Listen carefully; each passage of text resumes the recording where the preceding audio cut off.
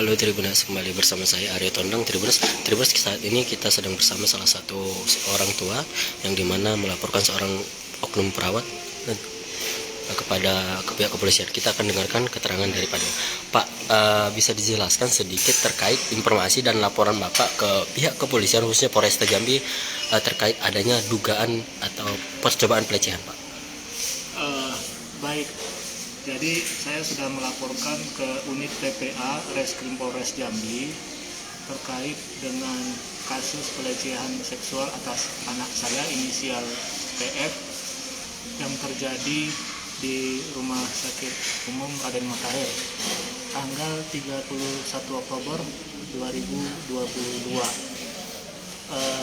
Berdasarkan laporan dan hasil pemeriksaan dari tim FKIK, saya meyakini bahwa ini sudah memenuhi unsur pidana sebagaimana Undang-Undang 12 tahun 2022. Maka dengan alasan yang pertama, pelaku adalah perawat, di mana profesi ini kan profesi yang harusnya mengayomi orang yang di bawahnya, dan ini bisa saja akan terjadi pada orang lain. Yang kedua, anak saya posisinya sebagai mahasiswa yang tentu seharusnya diayomi dan dilindungi hak-haknya di sana. Dan yang ketiga, untuk memberikan kepercayaan kepada institusi publik, dalam hal ini BLUD Rumah Sakit Raden Matahir, maka jalur hukum yang saya akan kita tempuh untuk menyelesaikan kasus ini. Tentu dengan harapan kasus ini diproses dengan seprofesional mungkin oleh pihak Polri, dan kita tidak ada intervensi dari pihak manapun, sehingga kasus ini menjadi terang benderang dan kasus ini bisa menjadi solusi efek jera bagi pelaku. Dan kita berharap agar lingkungan, khususnya di mana institusi pendidikan, rumah sakit yang tentu melayani banyak masyarakat umum, itu menjadi tempat yang nyaman dan aman bagi semuanya. Saya kira demikian. Pak, bisa dijelaskan kemudian apa yang dilakukan oleh orang yang dilaporkan ini dan kronologisnya dari awal, bisa dijelaskan sedikit, Pak? Ya, tanggal 31 Oktober ketika anak saya mengambil data untuk kepentingan risetnya di ruang operasi, menurut pengakuannya dia telah didorong ke satu kamar, dan di sana kemudian disenderkan secara paksa ke dinding, lalu dilakukan pelecehan berupa memegang beberapa bagian tubuh dan mencium pipi anak saya. Nah, secara kebetulan ketika yang bersangkutan ingin membuka masker anak saya, ada suara di luar, suara perawat yang berteriak. Anak saya mempunyai kesempatan ketika yang pelaku ini melonggarkan dorongannya ke dinding itu, sehingga dia lari. Tapi memang saat itu karena kondisi dia panik dan shock dengan kejadian itu, dia memang tidak langsung melakukan laporan, baru melakukan laporan ke dosen pembimbing keesokan harinya. Oke, Pak, itu saat itu anak Bapak itu langsung melapor ke orang tua atau gimana? Berapa hari melapor kemudian ke orang tua maksudnya, Pak?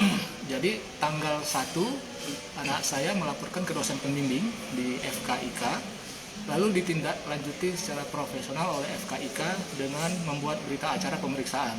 Nah, saya justru tahu awalnya dikonfirmasi dari pihak FKIK. Dan setelah itu tentu kami berkoordinasi dengan FKIK dengan tindakan apa yang dilakukan oleh FKIK.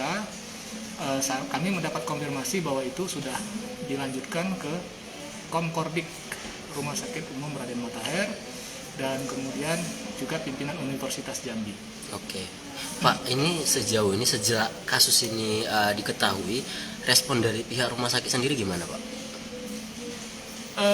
Pada intinya kami sebenarnya awalnya meminta rumah sakit membantu upaya hukum ini supaya menjadi terang benderang.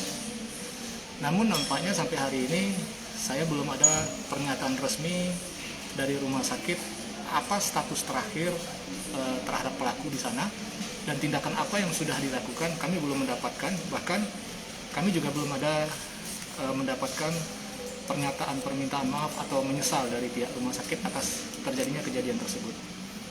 Oke Pak. Kalau dari pelaku sendiri Pak, sudah ada upaya menghubungi pihak kita? Dari pelaku sendiri belum ada upaya menemui atau menghubungi saya.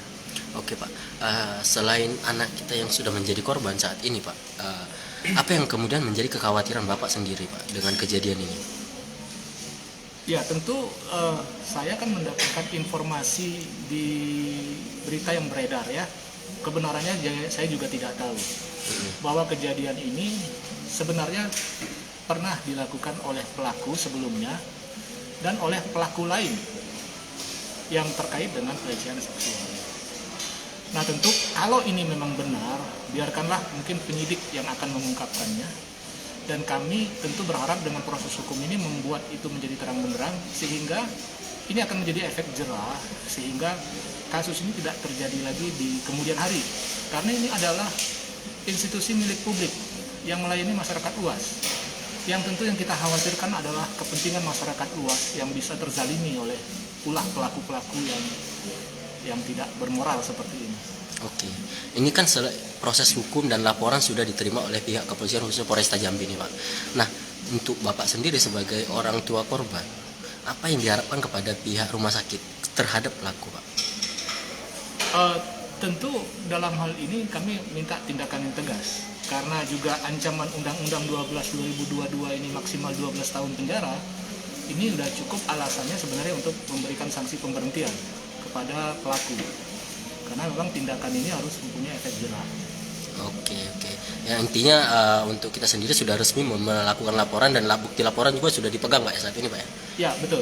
Saya sudah membuat laporan dan ini bukti laporannya yang diterima oleh Polres. Ya. Dan hari ini tadi kami dengan tim penyidik sudah diminta untuk bertemu untuk menjelaskan kasus perkembangan dari laporan kami terkait dengan tindak pidana pelecehan seksual ini. Oke. Oh ya, sedikit Pak. Untuk nama oknum sendiri bisa disebut atau gimana Pak?